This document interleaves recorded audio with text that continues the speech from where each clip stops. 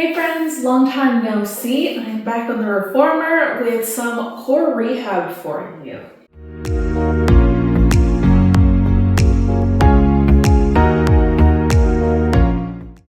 So a little introduction. I had a C-section March 19th, a year ago, so 2025. So core rehab has been a big part of my life over this last year and a bit. And I'm finally feeling better in my body. If you wanted more information, look at my last video. And I'm ready to do some more filming again. Okay, let's get started. So, today we're going to be on a green and a blue spring for our footwork. Our headrest is going to be up, our foot bar is going to be up. This is a classical balanced body reformer. So green and blue spring basically means one heavy and one either half or light spring. So we're going to lay ourselves down. We're going to do our footwork and classical footwork a bit out of order today. We're actually going to start on our heel and only our left leg's going to be on. So that right leg is going to stay up in a tabletop. And we're just inhaling to press on out, and we're exhaling to come back on in. Our goal here with this leg and with our body is just looking to try and keep some nice level pelvis and level structure here. So not arching our back as we go out, not rounding our back as we come in. And again, just connecting that movement with our breath. We're going to do all these movements on one leg, and then we're going to switch sides. But as always, listen to your body whenever you need to.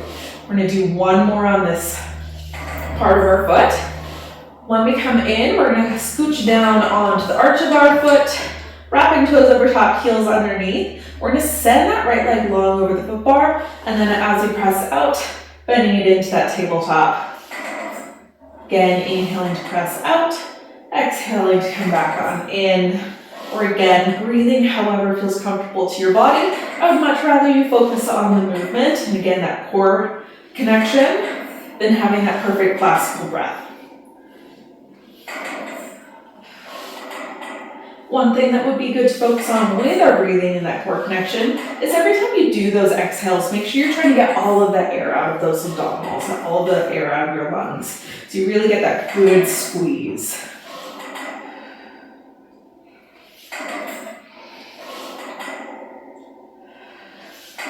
We're going to do one last one in here, and then we're going to come onto the ball of our foot, legs still reaching nice and long, and as we press out, we're going to lift the legs straighter up to the ceiling, and then back down. Modification for this, if that leg feels again a little heavy, or like it's sitting completely in that hip flexor, soften the leg, tap the foot down on the foot bar, and then come back on up, okay? Again, you can inhale on the way out, exhale on the way in, or find a flow that feels comfortable to your body today. We've got two more in here.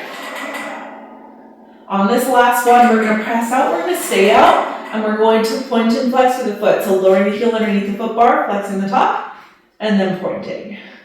Flexing and pointing, just that time under tension, pulling in through those abdominals, through those hip flexors, trying to keep that leg up.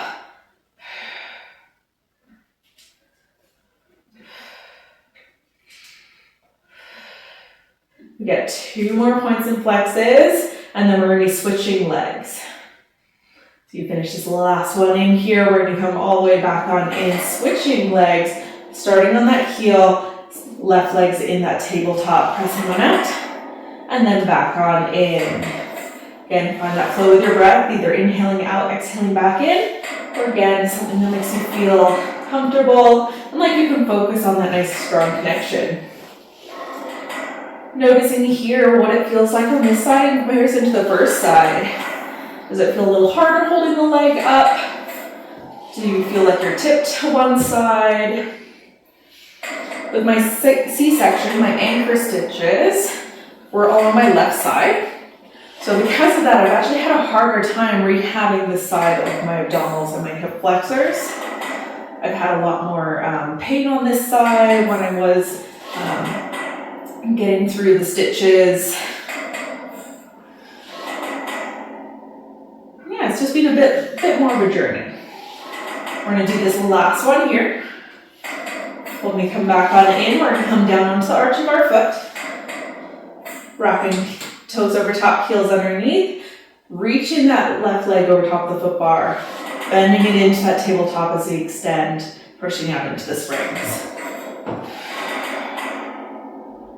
And again, as we're going, making sure that we're keeping that spine nice and long, those abdominals pulling in, that breath working, trying to exhale all that air out of our lungs.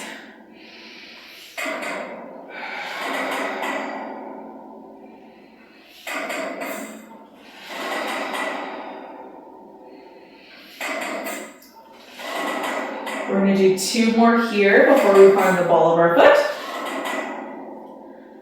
One last one, pressing all the way on out. We come all the way back on in.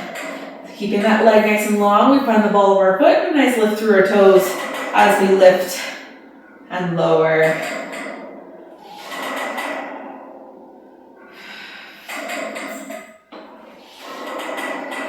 When we have one side that's a little harder than the other, it's not a bad side. Get the language out of your head, it's not bad.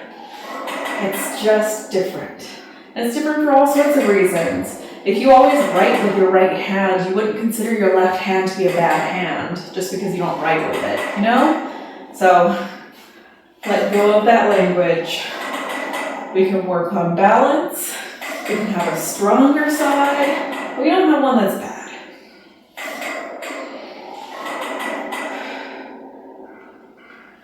We got 2 more here, and then we hold for that point and flex. The next time that leg is lifted, leave it up, pointing and flexing through that foot ankle, lowering the heel underneath the foot bar, lifting it back up. Checking, can you pull that top leg up a little closer to your body? We're going to do 2 more here. And finishing that last one. When we come all the way back on in, we're going to lower ourselves down. We're going to bring our head rest down as well. We're nice and flat, and we're going to grab those handles beside our shoulders. So, we're not done with all the tabletop goodness just yet. We're going to pull those legs up into that tabletop. With our tabletop, I don't subscribe to perfect 90-degree angles. I don't care if your table's on a hill. Our goal is to make our legs feel like they're being held by your abdominals. If it's sitting in your hip flexors, if it's sitting in your back, go to a different place, bring your knees in close to your chest, whatever you gotta do. So again, our goal is abdominal work, not perfect 90-degree angles. So when we're here, lowering the arms, lifting the arms. If I cared about perfect angles, I probably wouldn't be in Pilates, to be totally honest. I'd be like an engineer or something, so we let it go. And we all know I am not the mathematician. We're gonna do 3 more here.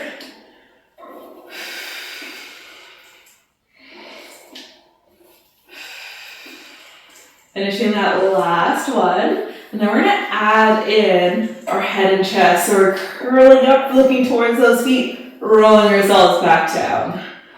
Curling up, reaching those arms long, and rolling back down.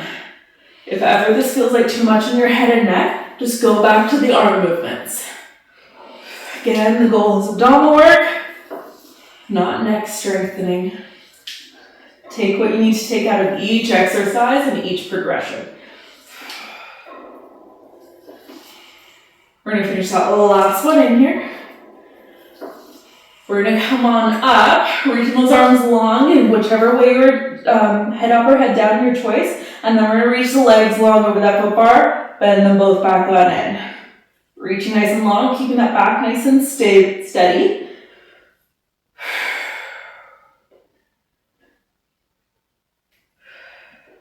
I got fun shakes going on in my legs.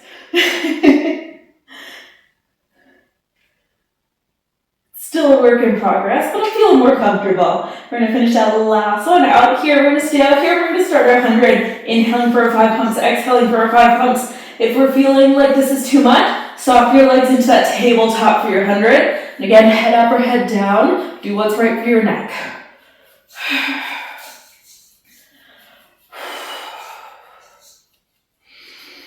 Nice big deep breaths. Again, focusing on that exhale, we're gonna have 2 more big breaths. And finishing that last one. We come all the way on in. When we come in, we're gonna hook those handles back up on our shoulder, or our crone post. Hands are coming back down by our sides. Feet are gonna be about hip distance apart on the balls of our feet if we can. If you're prone to calf cramps, you might wanna be more on the arch of your foot. Might feel a little more comfortable. Try to keep the springs as closed as possible, keeping in mind leg length. I've got very long legs, so keeping my springs completely closed is just not physically possible.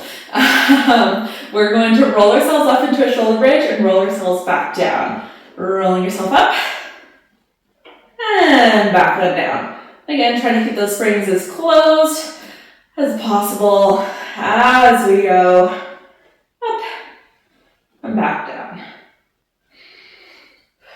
Shoulder bridges are a great motion for our core, both when we're rolling up and when we're doing our flat back up. We're going to do one last one up here. And then I want you to come down into just a little hover, flattening out your back a little bit more. So we're not tucked, nice long spine. Holding that little hover, that little space between your tailbone and the back and the mat. Pressing out, pull yourself back on in. Again, core is really supported here. Trying to make sure that we're staying nice and steady as we press out and as we pull back in. These lighter springs make for a lot of work in those hamstrings.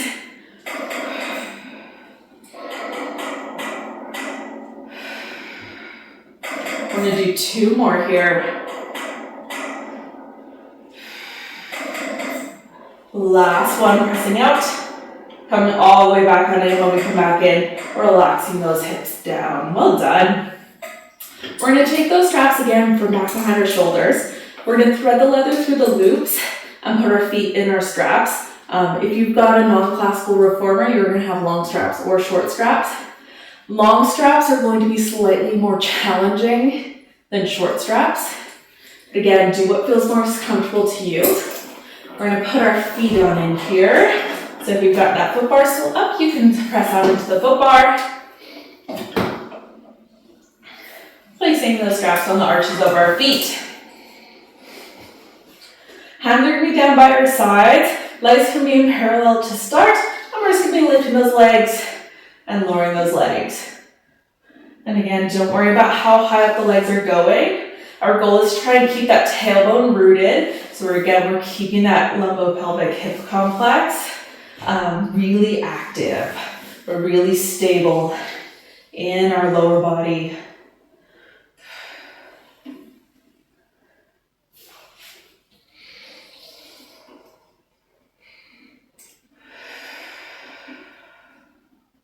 If you have a feeling that when you go back, that you're having to lift the tailbone to get enough leverage to press the body back down, you're probably just going a little too far. You're going into a place where you're passively stretching and you don't have the physical strength in that big range to press out without lifting that tailbone up. So just reduce the range of motion to a place where it feels challenging in that resistance to press out, but non-impossible to keep that tailbone down.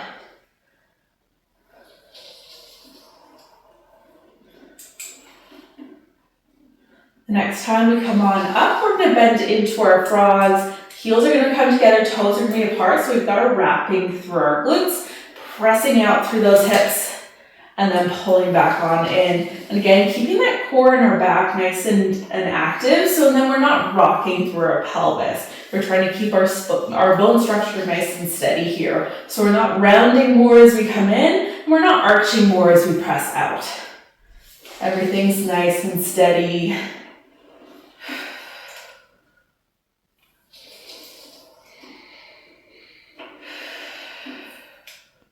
We're going to do one last one in here. When we press those legs back on out, we're going to lift them up towards the ceiling. We're going to come back into that parallel that we were in earlier. So having those feet either stacked over top of our hips or a little further away for a little bit more challenge, we're gonna think about rolling yourselves up, trying to keep the carriage as still as possible, and then rolling yourselves back down. It's gonna be a smaller motion, but I want it to come from those abdominals. And being on a slightly lighter spring than short spine would traditionally be on, puts more of that, again, that emphasis on if we were, say, to do candlesticks on the mat, or jackknives on the mat.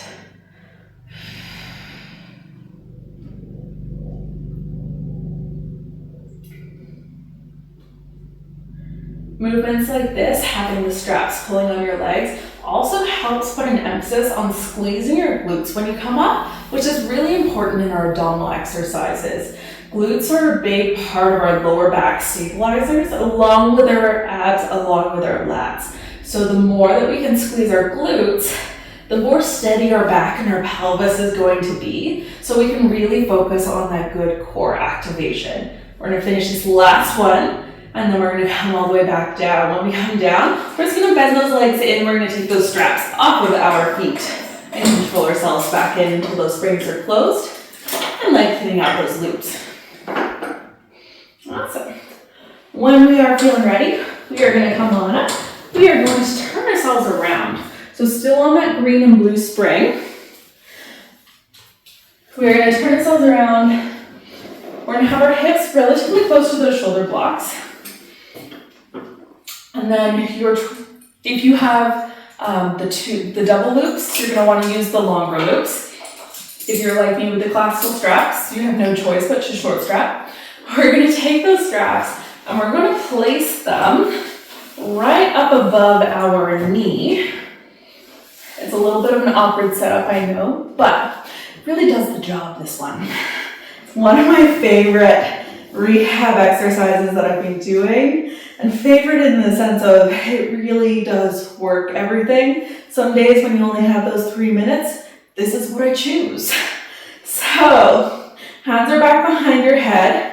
We're gonna bring your legs up into your tabletop. If this spring tension immediately feels like it's sitting in your lower back, all you're gonna do is reach back, you're gonna take off that half spring, just to make it a little lighter. Hands are gonna be back behind your head, legs are gonna be in that tabletop. The farther your knees are over top of your hips, the heavier it's gonna feel. So again, if you need to give yourself a little break, your table is on a hill. When we're here, we're just gonna think about lowering your head and chest, lifting our head and chest. Think of this more of a prep for where we want to hold our head for the rest of our exercises. We're gonna do 2 more in here, lowering and lifting. Finishing our last one, we're gonna find that place that we feel comfortable holding, wherever it may be. Nice long spine, space between our chin and our chest. We're going to lower 1 foot down. All of that tension goes into our opposite leg. Lift it all the way back on up, and then swap it. So it's not really about how low the foot goes. It's more about spending time with all of that tension on one side. That side of your abdominals really lights up, and then switching. Breathe as you need. I like inhaling away, exhaling back up to center. No matter how many times I do these, they're still so hard. We're gonna finish that last set in here. Get ourselves feeling nice and even. Take a little pause, adjust. I scooched into my shoulder blocks a little too far. We're gonna do the same thing with double legs. So both legs are gonna lower, both legs are going to lift. So finding your tabletop, both legs lower, both legs lift.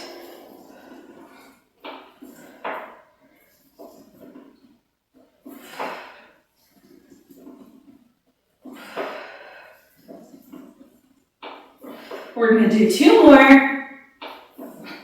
And last one. Whew. Coming back on in, shaking off whatever you gotta shake off. So, we are going to go back to that single leg, but we're gonna add in a twist to it. So it's like our oblique twist. Hands are back behind our head, elbow tops and knee, reaching one leg long, come back into center, switching.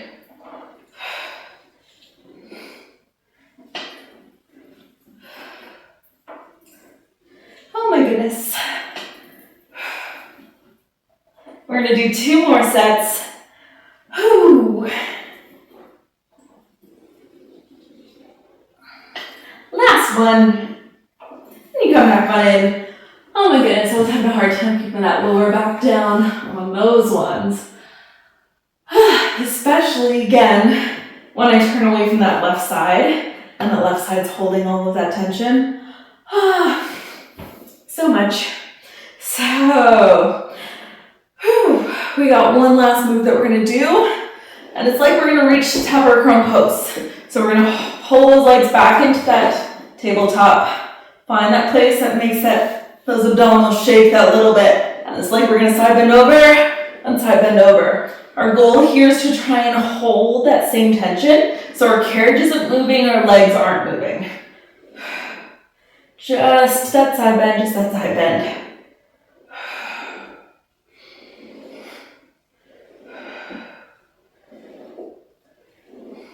Reaching nice and long. We got one more on both sides. Finishing that last set, we come all the way back on in. We're gonna take those straps off of our legs. And then we get to come on up. Oh my goodness. So we're gonna grab our long box. Putting it on long waist, making sure it's in the middle of our reformer. I know that sounds very obvious, but I have a real knack for putting it on slightly lopsided. We're gonna take off that blue spring or that half spring. So we're on one full or one heavy spring. We're gonna lay down on our stomach and bend the other way for a little while. When we talk about core, oftentimes we think exclusively abs, but a big part of core rehab is front, backs, twists, side bends, all of it. So we gotta make it, think of it more like an apple core, and it includes your glutes and your lats, not just the front. So we're gonna press out until our arms are nice and straight. We're just gonna start with some shoulder shrugs. Reaching nice and long into those arms. The shoulders come up to your ears, and then shoulders roll down your back. As far as that lower body goes, because we're talking core rehab, we're usually thinking a little bit more function rather than perfect Pilates. So I want you to bring your feet more hip distance apart, and just make sure your pubic bone is pressing down into the mat. Your belly button's pulling up into your spine enough that you feel your lower back lengthen, but that's it. It doesn't need to be some big pulling up, like active ab thing, because then we're limiting our range in our back bends. And then the next time we pull the shoulders down or back, we're just gonna add in a little head and chest lift, lengthening out, lowering down, pressing through those shoulders again, pulling the shoulder blades down or back, just adding in that head and chest, lengthening out and reaching. Depending on how you feel, this might be where you want to stop, and that's totally fine. This was my extension for a very long time with my C-section because I didn't feel comfortable pushing so much weight back onto my scar. It took a long time for me to feel comfortable there. Again, take what you need to take from each exercise, stop at which progression feels right. When we are feeling ready, or if you're feeling ready, we're gonna add in maybe some lower back. Don't worry about going up as high as you can possibly go just yet. Just adding in a little piece.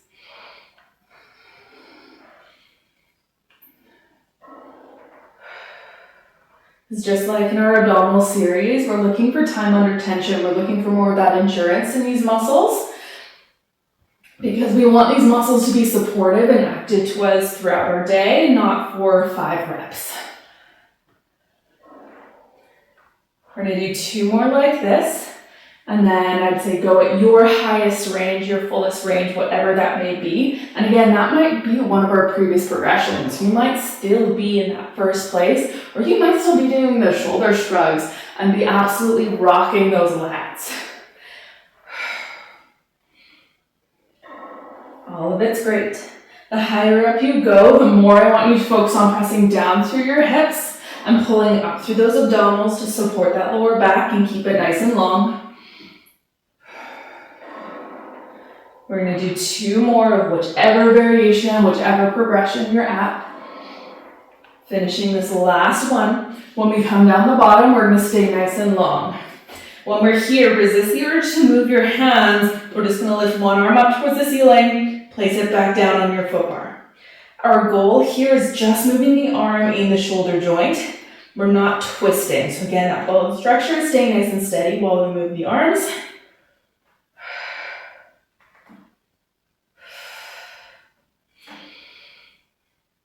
Trying to keep that carriage nice and still. Just kind of noticing one side to the other, what's different. We're going to finish that last set in here, getting ourselves feeling nice and even. When we are nice and even, staying nice and long, have a little lift to your legs. It's enough that you feel your quads get a little lighter on the box, but that's all. You're going to take one heel, you're going to bend it in towards your glute, send it back on out, and then swap. Again, how big of a range of motion is not our goal today. It's more that time under tension. Can we hold our body steady? Can we hold this carriage steady as we move our legs around in space?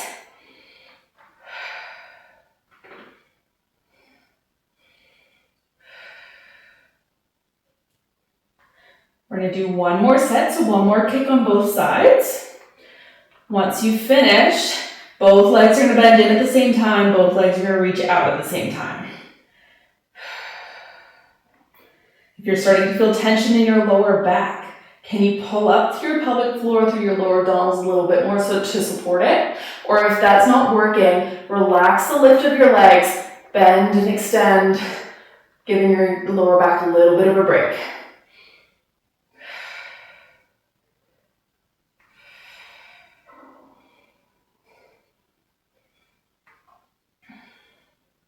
We're going to finish one last one in here. When we come back on in, we're going to pull one heel in towards our glute. We're going to reach back, hold the shoelace part of our foot if we can, and give ourselves a little bit of a quad stretch. When you're here, you can either stay nice and long, or you can add in a little upper back extension if you like. There's not one that's necessarily better than the other, they're just slightly different. I like adding in quad stretches when we're doing core rehab because your quads are actually connect up past your hip joint, so they are technically hip flexors as well. They're not primarily hip flexors, but sometimes they like to try and do the work for our hip flexors, which are trying to do the work for our abs. So they can definitely get overworked. We're gonna finish that last one. We're going to switch legs, switch arms. And for anyone who's either been pregnant, had a baby, had any sort of core injury, a pelvic tilt often happens where we end up putting a lot more pressure on our lower back because we're arching it so much more. And because of that arch, those hip flexors get really, really tight. And so doing movements like this and stretches like this where we're keeping that front of our hip nice and long, it can really put that nice big emphasis on that openness that we're lacking. So we tend to duck. So we are going to get rid of our box and then we're going to continue opening up our hips into our cool down. So we're going to stay on this one heavy spring. We're going to bring our left foot towards the front of the frame. Our right foot can be backing it on our shoulder block and our knee can stay down. So we're going to do some eaves lunge. Our foot bar is here more for balance purposes, so resist the urge to push on it. I don't mind if you do lean on it if you prefer passive stretching, but for Pilates' sake, I'm going to cue it more active. So, to start, all I want you to do, keeping your front knee over top of your heel, is I want you just to lower your hips, reaching that back leg as straight as you can, and then lift your hips, bringing that knee back underneath you. So hips are trying to stay nice and square as we lower and as we lift.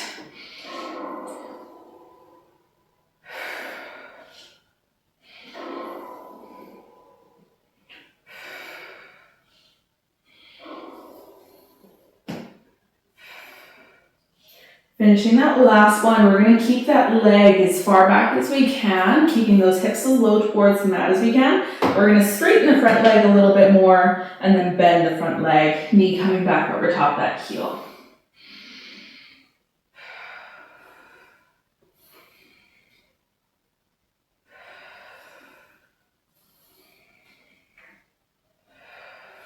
We're going to do 3 more big stretches here.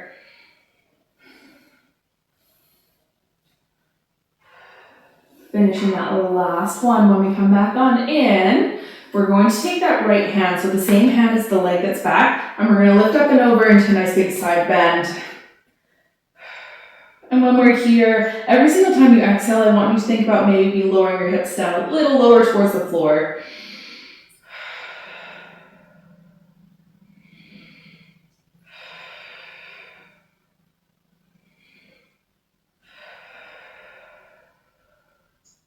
Nice big breaths.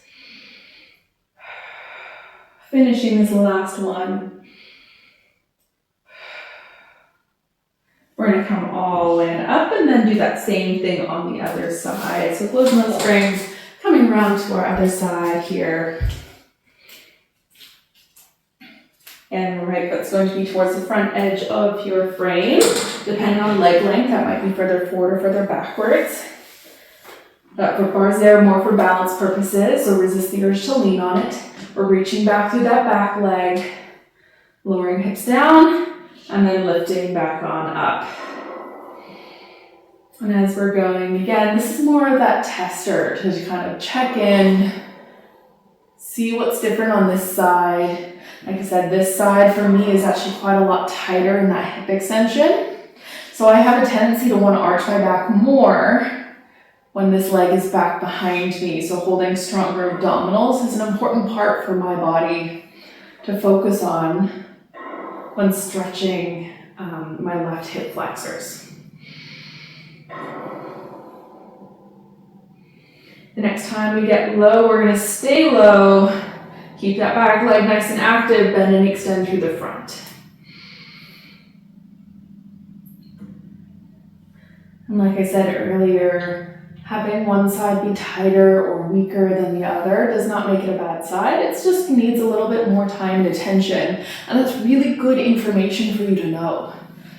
For example, knowing my back leg needs more time and attention means that I've got to focus on pulling my abdominals in and reaching through my back leg, rather than, okay, I've got to push into my front leg and I've got to make sure that my front leg's tracking and I've got to make sure my hip is back and I've got to make sure that I'm lowering my hips and I've got to make sure that I'm pushing back through my front or through my back leg, and I've got to make sure that my shoulder blades are down and I'm breathing. Like, that's way too many things to think about. I can think about 2 things, usually.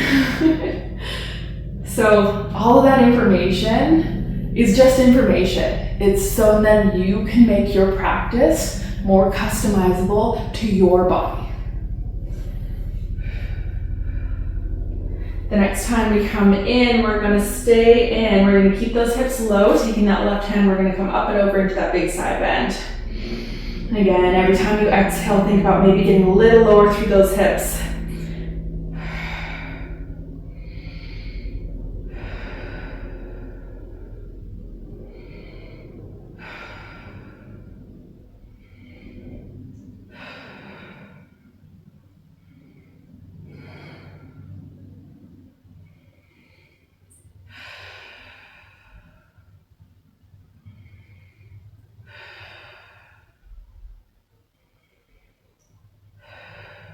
We're going to have one last big breath over here.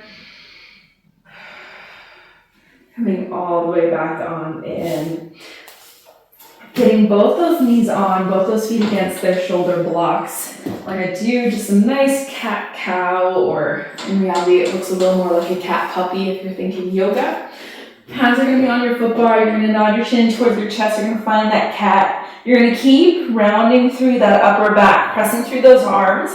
Hips stay over top of your knees the entire time. You're just gonna keep following your nose all the way down until maybe you're in that puppy pose, that it's an upper back extension, reaching nice and long through those arms. Then drawing that nose back on in, looking between those knees towards your belly button, tipping through your pelvis. You're gonna roll yourself back up into that nice deep cat. And then again, rounding down. You're drawing that line with your nose all the way down, lowering your chest, maybe lifting your gaze. And then one piece at a time, drawing that line back up with your nose, looking towards your belly button, rounding all the way up. I've got one last one here.